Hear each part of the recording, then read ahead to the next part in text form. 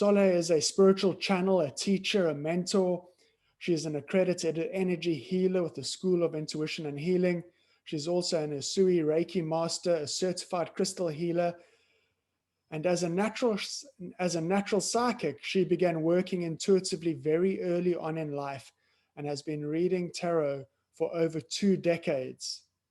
Her practical approach is all about translating ancient wisdom into modern spirituality, making it accessible to everyone interested in developing their abilities.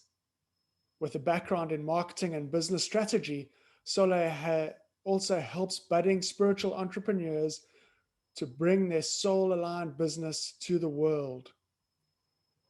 And Soleil's practice is called the Spiritual Flamingo, and she has a diverse international clientele of individuals and corporate clients.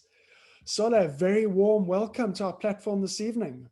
Thank you. Hi, Mark. Hello, everyone. I'm so excited to be here with you all. And I can see in the chat so many people. I can recognize some of the names, some people that I know already, plenty of new people from all over the place. So excited to be here. Great. So to start with, and you know, maybe if you can just provide a simple explanation, what is tarot? Good question, right? We need to start with the basics. So on the most basic level, tarot is a deck of 78 cards. And specifically, I'm sure people are very familiar with oracle decks, angel cards. Those are quite popular at the moment. But specifically with tarot, it has a unique structure. It's always 78 cards, and they are divided in what is called the major arcana and minor arcana. So the major arcana in the set, in this structure, they are organized to really cover important issues, big archetypes in our lives, big energies. And then the minor arcana cover more kind of day-to-day things, smaller issues, smaller changes in energy.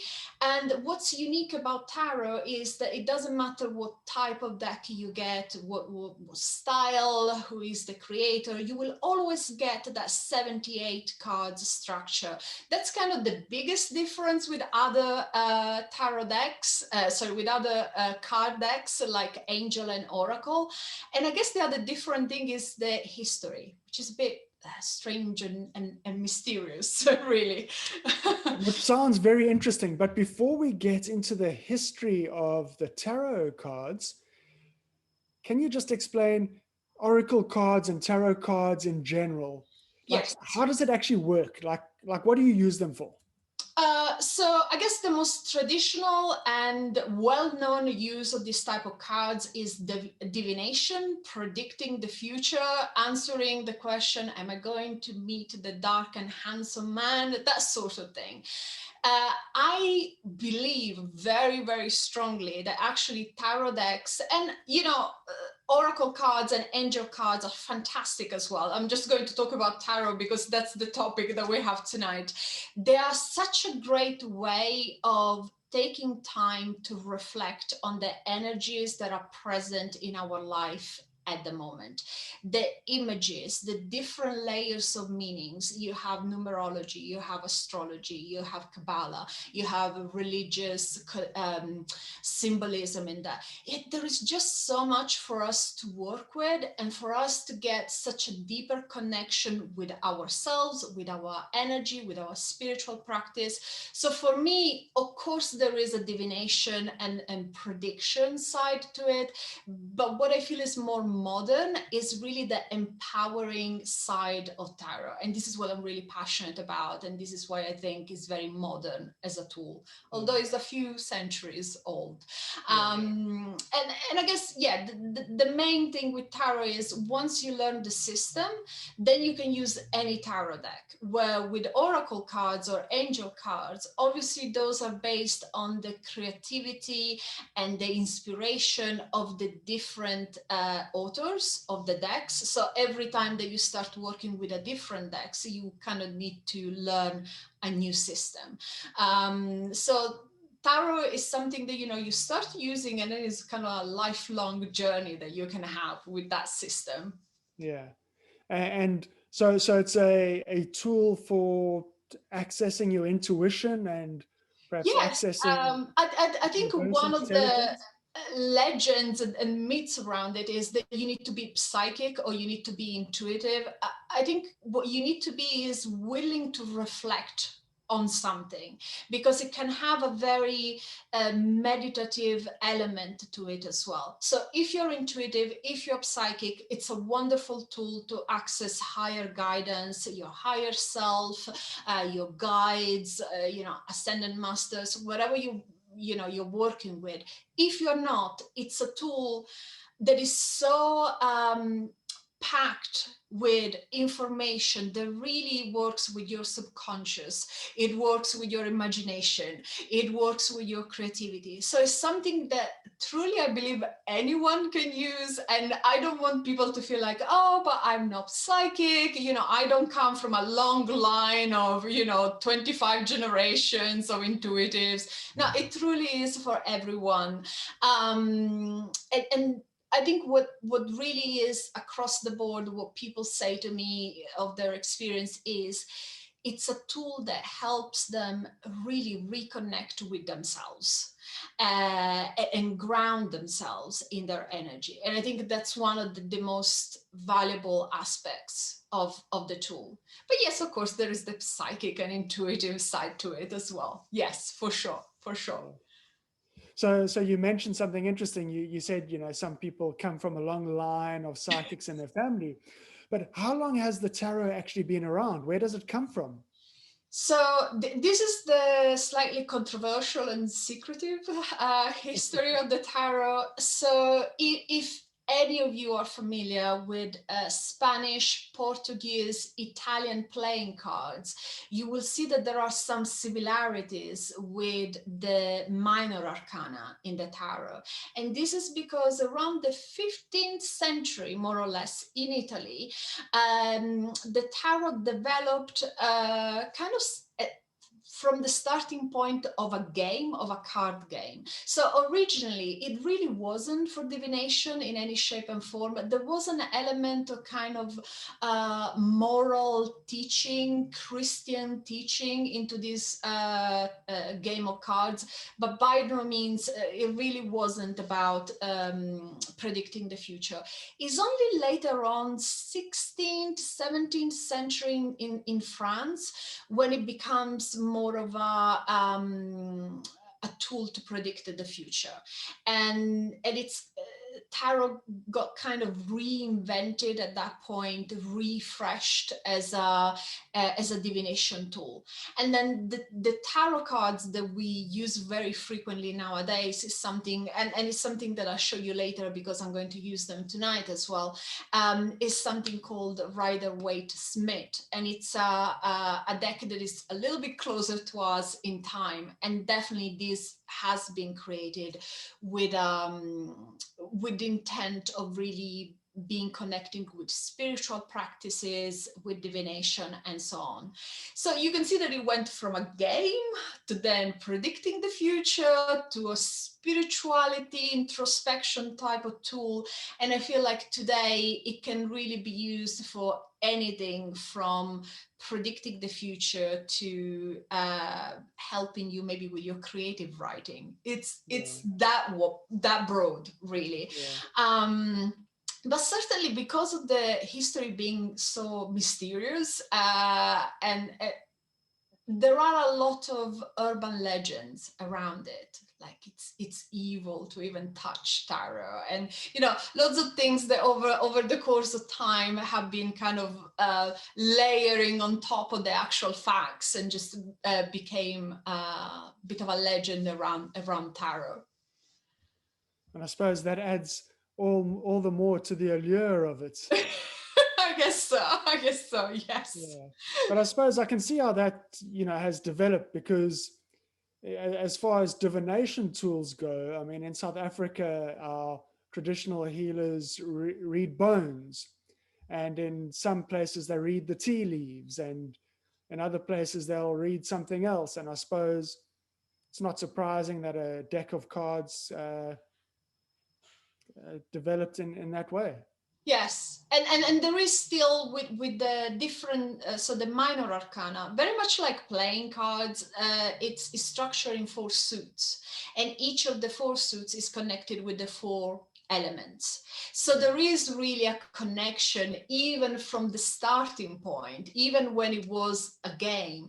There is that connection with something that goes beyond just playing, just being a piece of paper with some images. And I think this is, for me, tarot is like, maybe you will laugh about this, but for me, tarot is a little bit like Shakespeare.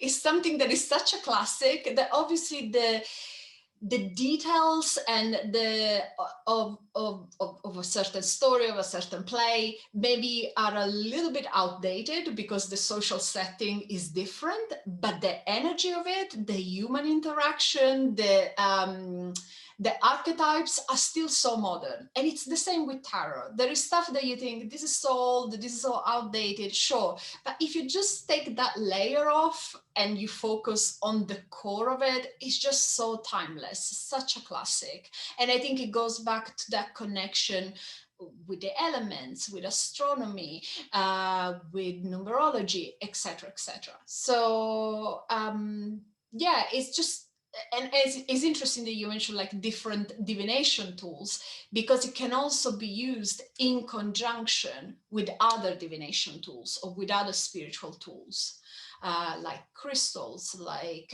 rooms, like all sorts of different tools. Yes, Yeah, for sure. yeah. So, how did you first come across the tarot then? So um I was born psychic, and I didn't have a really great time when I was a child. Basically, I didn't know what was happening to me, and I'm sure a lot of people can relate to this. If we have lots of people in the audience that maybe are very intuitive or naturally quite open to picking up other people's energy, it's very difficult to learn how to manage it at the beginning. So for me, I had a very hard time when I was a child figuring out how to work with it. And then I discovered that in my home, no one was reading tarot, bizarrely enough, but there was this very old deck of cards that was gifted to my grandmother by someone who was an old aunt. Just one of those really random and weird stories that you see in movies, but it's actually true. So my first tarot deck is a tarot deck that dates back to the 1920s, more or less. And so bear in mind, I'm going to give away my age now. I grew up, in the 80s and 90s in Sicily, in Italy. So this is before the internet, before Amazon. We obviously had bookshops, we had libraries, but definitely we didn't have anything that was like holistic type of bookshops or anything like that. So when I started, I really found this tool and I thought, this is interesting. And for me, what was a game change was the fact that I could open and close, open and close, open and close, because I connected my spiritual work, my energetic work with a tool that I could control. So for the first time for me, rather than always having issues on not knowing how to work with my energy, I started working with a tool. And then, I was young, I started doing readings, I started doing some research, and I figured, you know what, this is incredible. This is just incredible. And I made my own tarot deck, and I just developed from there. And then, thousands of readings later, several books later, several courses later, here I am still believing that it's like one of the best things in the world ever. So it was a So, bit of a strange way of approaching it, I guess.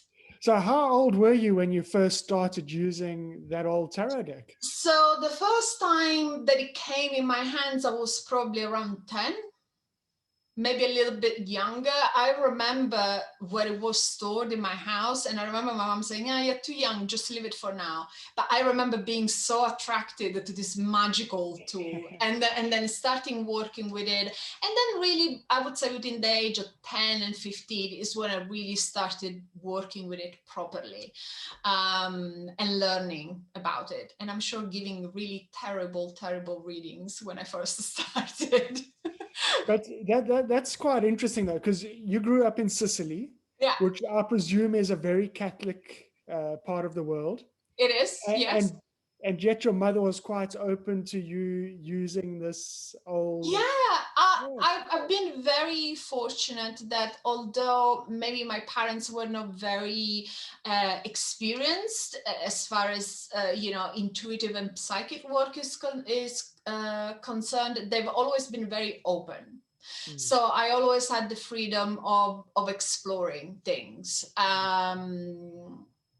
So I guess I was lucky in that yeah. sense. Was there Yeah. any resistance to you doing that in your community?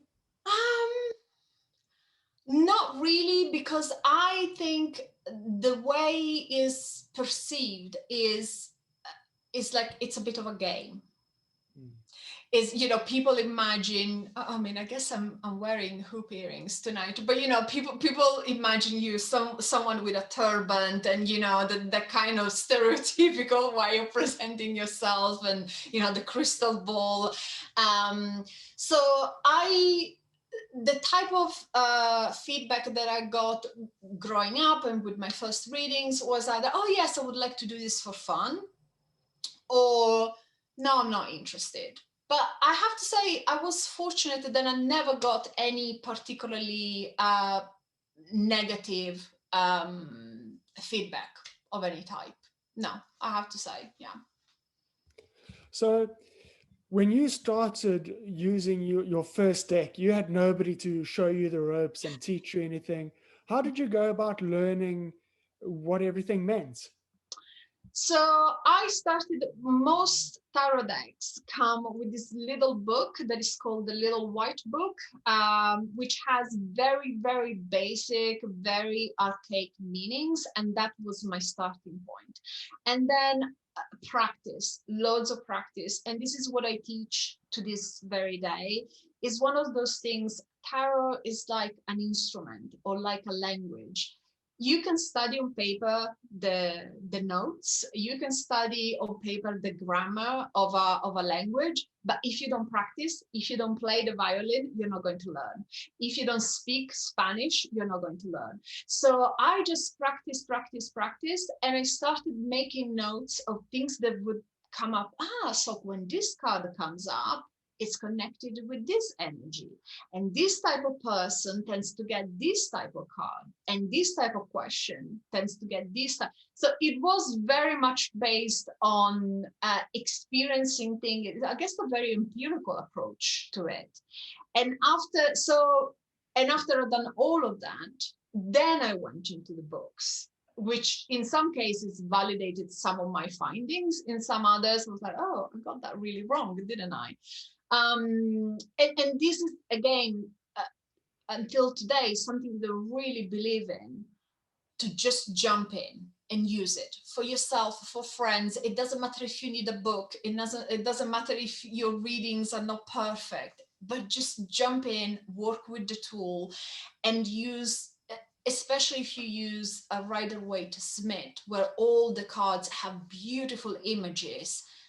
Just let the images basically carry you through the reading and inspire you, and give you that sense of creativity as you go through the reading, and you share what you're picking up on. Yeah, I mean, it's a conversation, right? It's that you're talking with someone and you're using the cards almost like as a conversation starter. yeah. Okay. So so how do you use these cards with your clients, and like what sort of impact has a tarot reading had with your clients? I probably done, this is no exaggeration, I've done thousands of readings. And I've read for young people, old people, people from all sorts of different backgrounds, religious, not religious, different sexualities, different genders, different professions, you name it. And the most common comment that I get is, wow, I didn't think this is how a tarot reading would go. And you know what? I knew this, but I wasn't ready to focus my attention on it. So for me, obviously, every single tarot reader will have a slightly different approach and a slightly different technique. But for me, the biggest and most valuable feedback that I get is when people say, you know what? It clarified so much for me.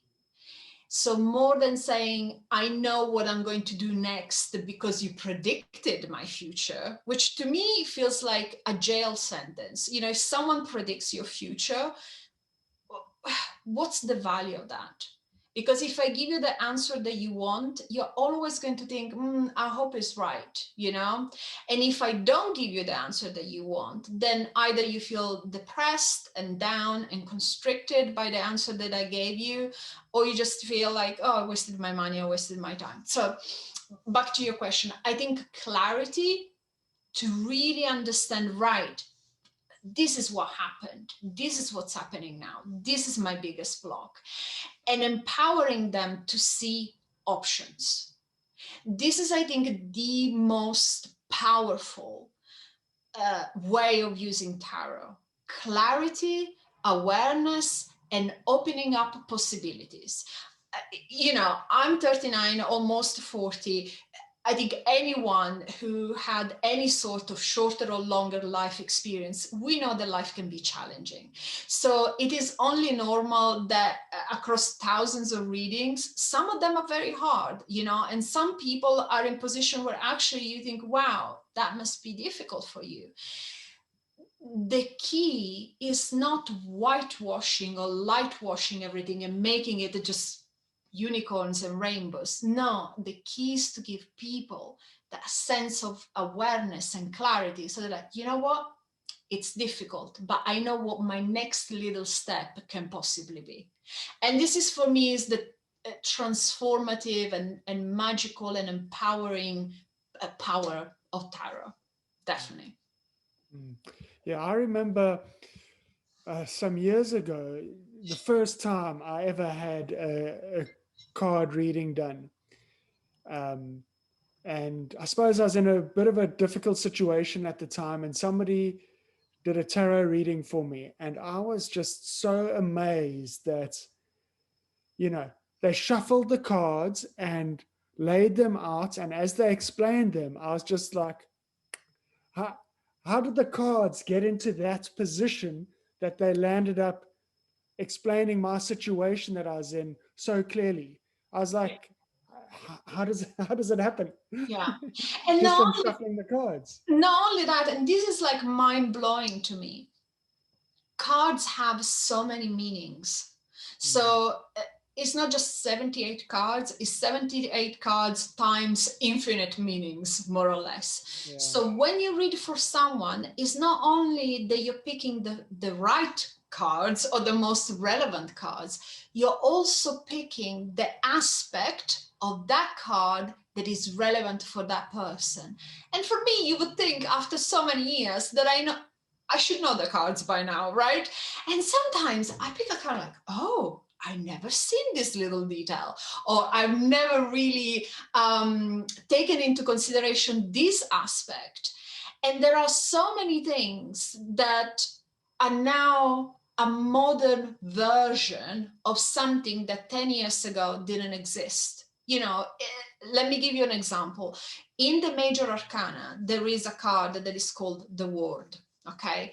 Let me try and see if I can find it. It typically is the last one in the deck when you're looking for it. So there are lots of traditional meanings with this, which is about completion and travel and international travel, of course, and so on and so forth.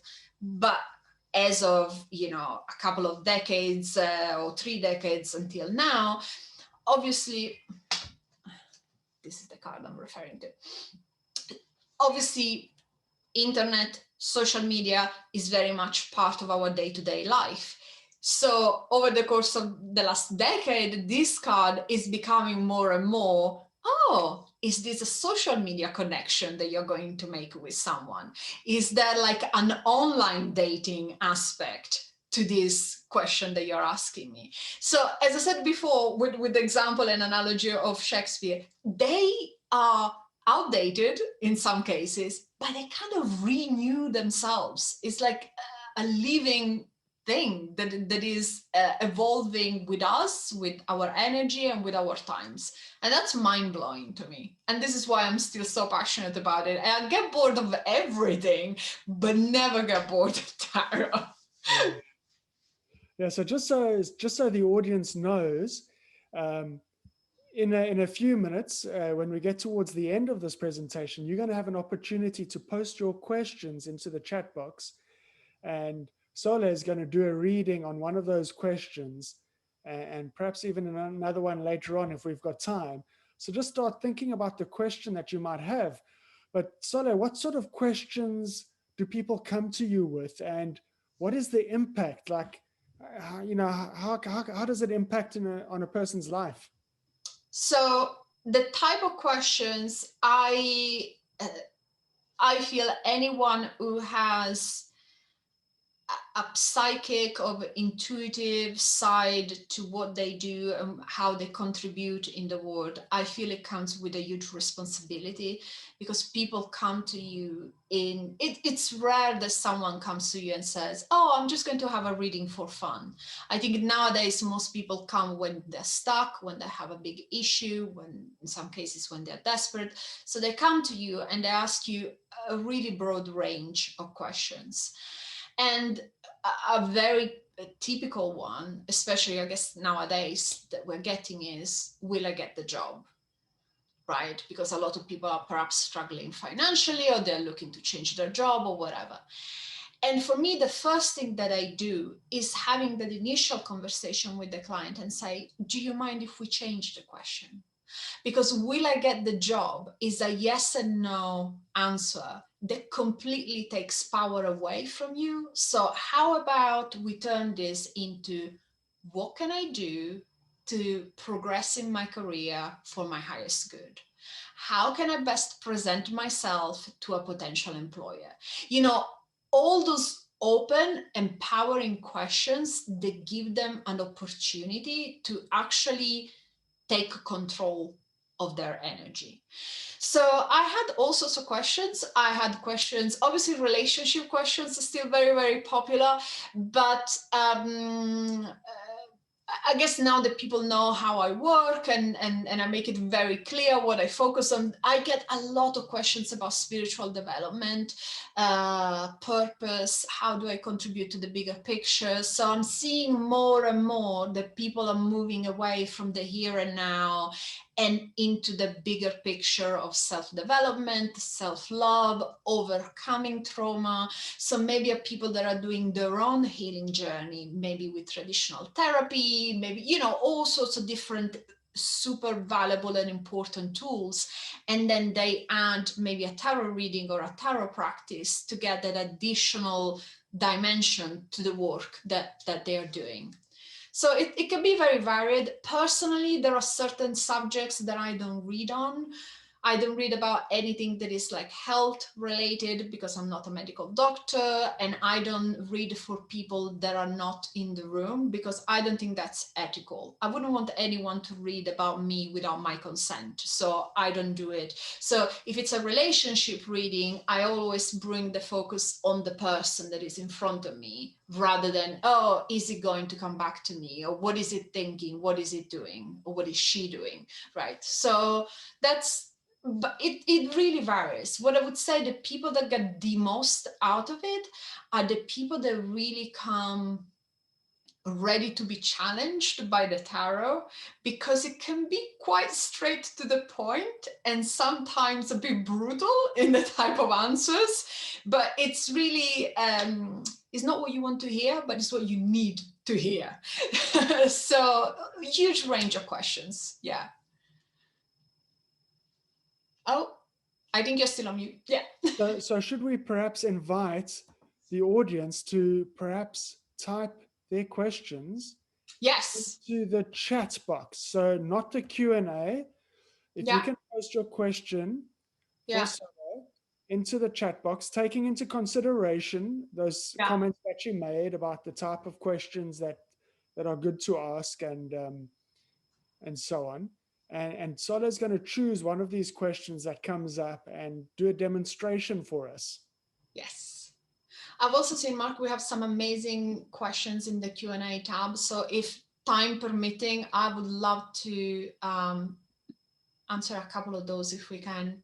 Yeah, we'll definitely go to the Q&A once we've finished getting through our presentation and talking about, what happens next. But let's go through. I love this question. This question was sent just to us, but I hope it's okay to just please understand that if you're posting a question, obviously you're giving me your consent to read for you, and you're giving us you're opening a window on your energy so that we can share a bit of information about this. So this was sent just to us, so I hope you it's okay to read it. This person says, how can I best serve the universe at present? This is my dream question. I feel like this is wonderful question. So definitely I love to start with that one.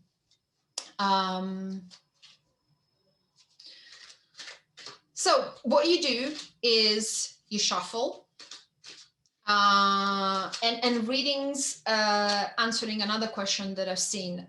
They can be in person, they can be via Zoom. You can, different people have different modalities, but it's almost like when you're tuning into the radio. You don't need to be in the same room. You're tuning into a frequency. So for this person,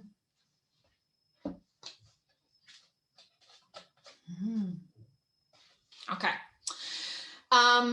This person is asking, how can I best serve the universe at present? So what we're looking for is the general guidance, the specifics for this person, and actionable steps. Now, the card that we're getting is the Wheel of Fortune. The Wheel of Fortune is a major. This means that it's a card that looks at big picture things, that typically is connected with big life changes, big chapters that are beginnings. So we're looking at a big macro energy rather than something that is day to day. So for this one, the first thing that I would say to this person is, clearly, not only this question is lovely, and I love this question so much, but this person has been thinking about this for some time, and she's ready to step into the next chapter. The Wheel of Fortune has the energy of change that happens naturally. Think about the seasons, think about getting gray hair, those kind of natural changes that happen in life. And with the Wheel of Fortune, if we are so keen to get involved into a new chapter, it can be frustrating because we are ready. We feel like we shed some layers, we want to contribute, we are ready to go, but it hasn't happened yet.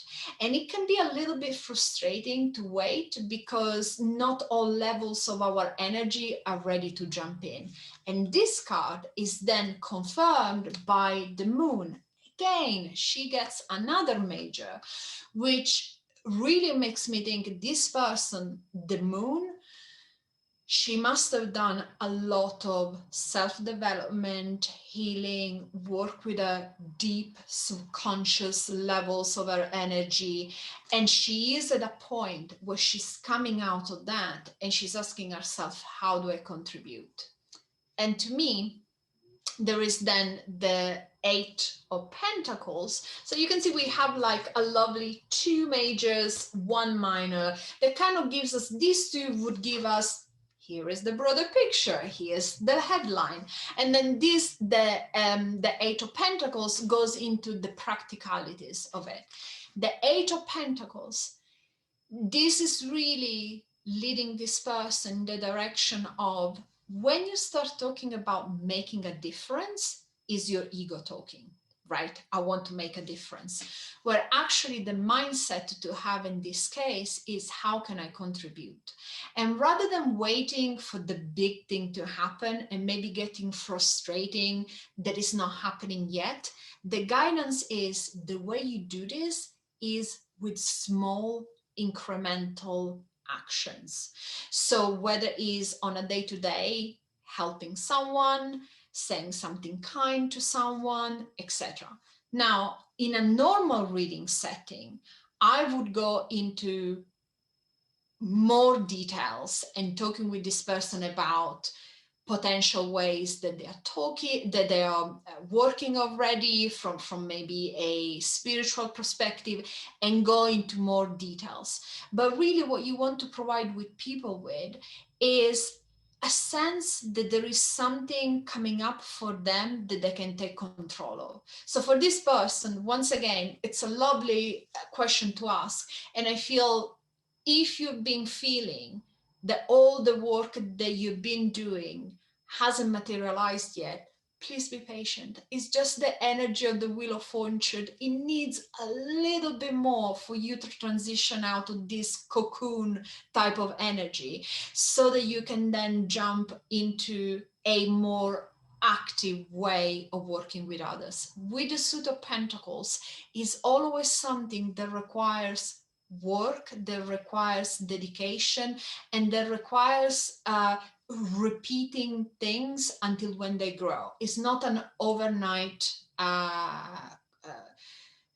solution that you find. So the one thing that you're asked is, think small, think day to day, and think repetitive actions that can help and support others versus the big change. I'm going to leave it like that, because I don't want to go into like too personal details. I'm trying to give it like the right balance between giving information and not giving too much away. Yeah, and I see we got a thumbs up from the questioner there. So I think Yes. you have provided some good answers. So before we move on, just one last question from me.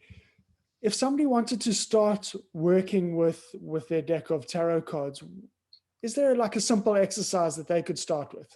Yes. So there are three main ways. I'll just quickly go through them. You can use it for meditation. What you do is simply, you get any deck. I always recommend Rider-Waite Smith for beginners, because you find loads of information and explanation about the meanings online. So it's an easy way to begin. Shuffle the deck. You go into, whatever your meditation practice is, whatever you sit down, maybe you have a nice area in your home. You pick one card and you just use the card to focus your mind.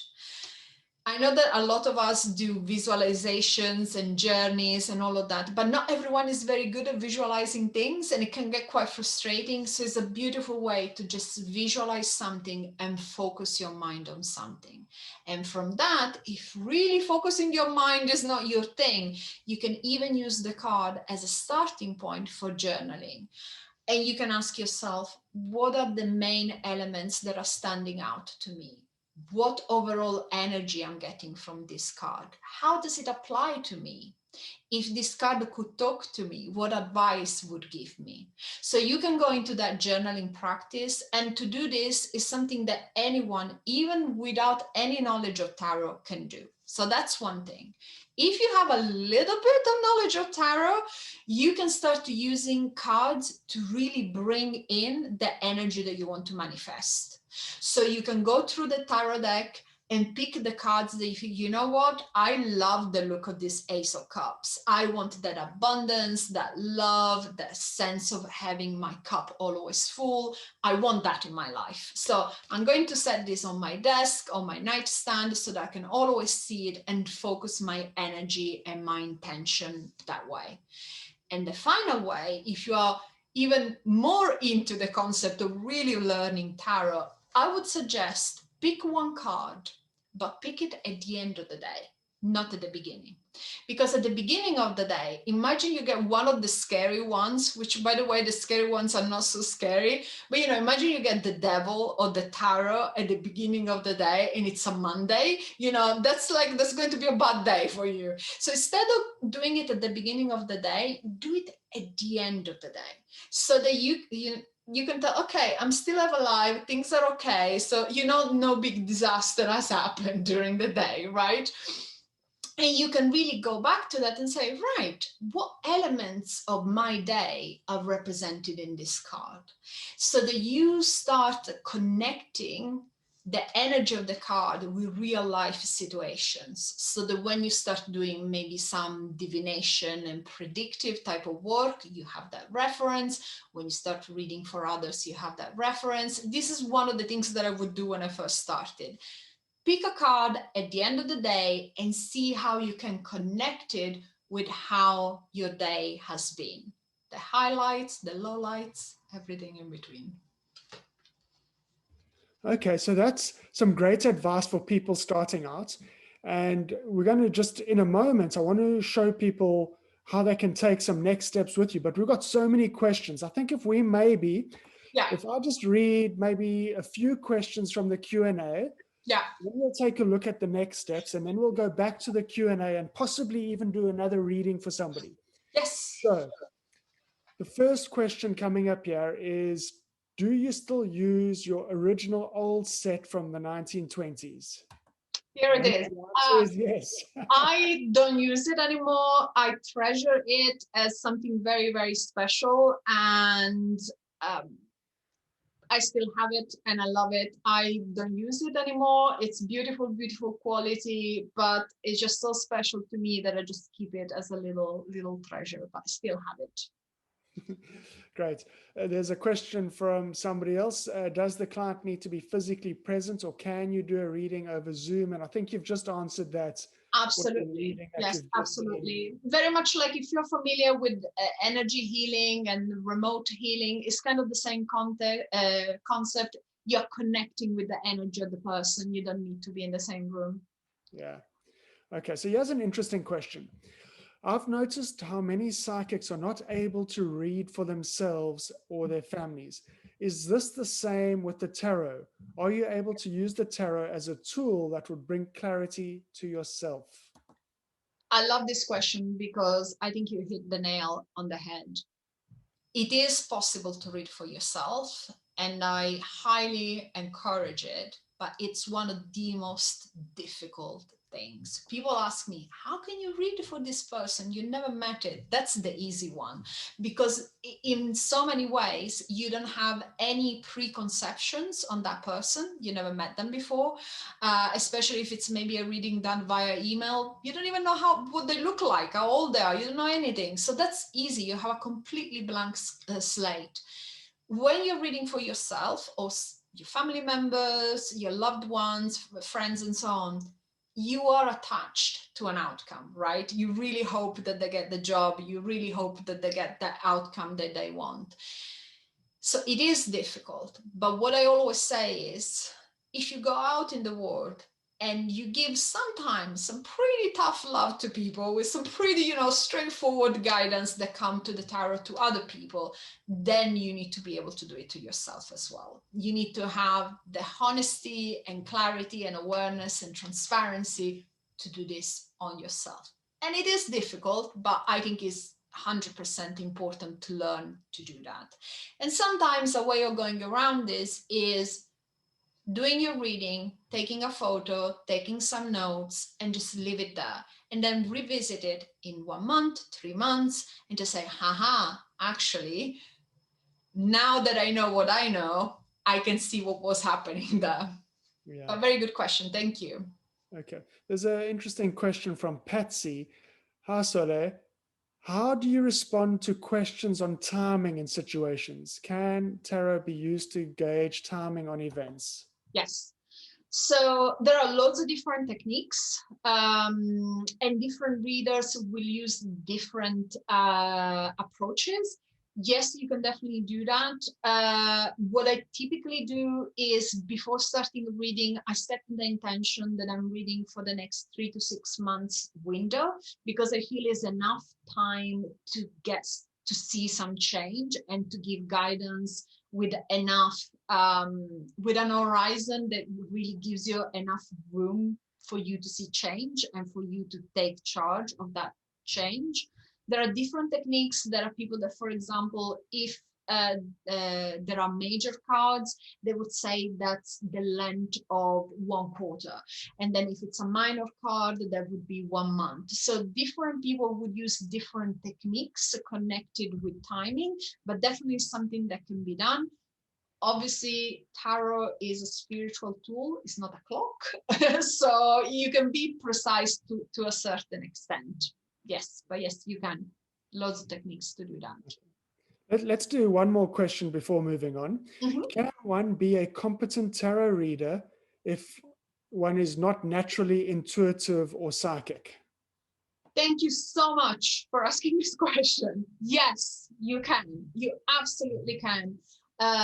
One of my closest friends, who is a fantastic tarot reader, absolutely isn't psychic, isn't intuitive, is just someone who really knows the system very well, understands the energy, and uses his imagination, his creativity to get that creative storytelling flow, that reading going by looking at the cards. You do not need to be psychic, you do not need to be intuitive, and you can use tarot cards for all sorts of things, like creative writing. If you want to, you can use it energetically to look into people's energy. So absolutely, you do not need to be psychic or intuitive, and you will get amazing results, and in some cases even better results of people who are intuitive and psychic.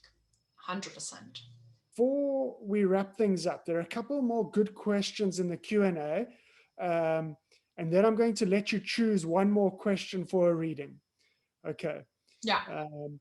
There's a question from Elmin. How do you shuffle your deck? How do reverse cards start in a deck? And this sounds like something for the more advanced listeners. So shuffling your deck, this is one of the areas where there are a lot of urban legends. My take on this is you need to do what works for your spiritual practice. For me, I shuffle just as you would shuffle a normal deck of cards. It very much depends. It boils down to the size of your hand and the size of your deck. If you're using a particularly big deck and you have small hands, you might need to use a table and just shuffle that way. There are very interesting ways of shuffling where, for example, you use numerology. So if you are connecting with a certain energy, if you want to connect with a certain question, you can use numerology and shuffle a certain number of times to set the intention for that specific energy. Some people read reversed cards, some others don't. I personally don't, because I use my intuition to feel whether the energy is blocked or not. Again, it's personal preference. Traditionally, reversed cards tend to symbolize blocked energies. More modern interpretations go towards reverse cards symbolizing perhaps something that is subconscious, something that isn't visible yet, something that isn't fully complete and available. So they're very good questions. They require a long answer, but basically what I always recommend is this is your tool. This is the instrument that you play. Find your way of working with it, not what other people are saying. Find your way that works for you, for your guides, if you work with your guides, and stick with that methodology that makes you feel comfortable and confident, and that's how you're going to get the best readings. Great, thank you. So Sole, we don't have too much time left, but there are so many more good questions for a reading in the Q&A tab that we didn't look at the first time round. Perhaps if you open up the Q&A tab and just scan through those questions then, see if there's perhaps something that you feel drawn to do a reading on. There is a great one. What is the best approach to take to start a mental health platform? So I'm assuming this is someone who is thinking about setting up either a business or a platform where they can help and support other people who have maybe mental health issues, and they're asking how they can go about it, if there is any guidance there. So I love that question. By the way, there are a ton of fantastic questions. I'm very, very sorry we can't cover all of them. So if we don't get to yours, it's not because you asked a bad question. It's just we don't have time. Okay, so what is the best approach to take to start a mental health platform? All right. I'm going to go into this very quickly. The Chariot, again, a major. The Chariot in modern interpretation, because there is that energy of winning the balance of the white and the black horse. I would say this platform would be fantastic if launched with loads of case studies of people talking about how they found their own balance and how they managed to find their own approach to addressing their mental health issues. So maybe case studies or like real people talking about their own experience. And then with the Chariot, there is always an element of being mobile. So yes, it could be something mobile as in it moves, but again, taking it to 2021 interpretations, I would say consider whether it might be something that can be best expressed on a mobile, as in a mobile phone or a tablet. This has to be the shortest reading that I ever done in my life. But I hope this helps you, giving a couple of ideas with the case studies and the personal stories. And I don't want to say success stories, but personal stories of how people have addressed their mental health issues. I think that would be very powerful, and something that has a mobile element. So an app or something that can be easily accessed by people on the go. Great. Thank you so much, Sole. That was really a wonderful presentation. I'm really sorry we don't have more time to answer all the questions that have come through. There are just so many. If we don't draw a line somewhere, we'd never get through them all. But I think you've got enough information to actually take this further if you want. And I just want to say thank you, Sole, very much for sharing your time and your wisdom with us this evening. Thank you. Thanks so much, Mark, for having me. And thank you, everyone, for coming and chatting with us. And yes, I mean, if you guys have any questions, just get in touch with us. I'm sure we'll be happy to provide more info.